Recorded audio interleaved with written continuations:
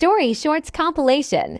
Once upon a time, in a land not too far away but far enough for the sake of this tale, there was a quirky little town named Corktown. Now, Corktown was renowned for its eccentric inhabitants, who had a penchant for inventing the most bizarre contraptions. Among these inventors was Professor Whimsy, a brilliant but absent-minded scientist known for his wild experiments.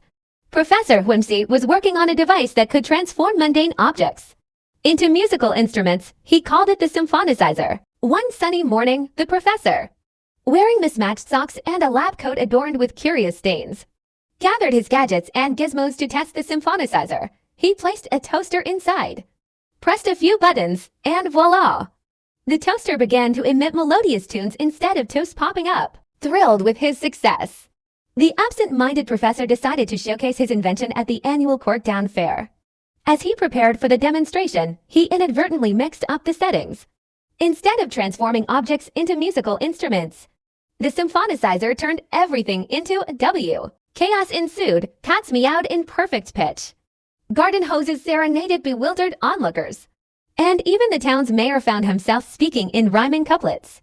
The entire town was caught in a cacophony of musical madness. Meanwhile, a mischievous squirrel named Sir Nethicans had snuck into the professor's laboratory.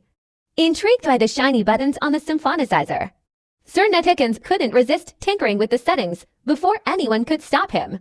He activated the device. Suddenly, the town square transformed into a grand musical spectacle. Trees played drums with their rustling leaves, the fountain spouted water in rhythmic bursts, and bicycles zoomed around emitting a symphony of honks and bells. Amidst the chaos, Professor Whimsy, wearing a traffic cone as a hat, finally realized what had happened. With the help of the town's residents, they managed to reverse the effects of the symphonicizer, restoring Corktown to its normal, albeit slightly more tuneful, state. From that day forward, the Corktown Fair included a special performance featuring the musical talents of everyday objects. And as for Sir Nethicans, he became the conductor of the Corktown Squirrel Symphony, conducting performances every full moon with the town's creatures joining in harmoniously. And that, my friend, is the whimsical tale of Corktown's musical mayhem.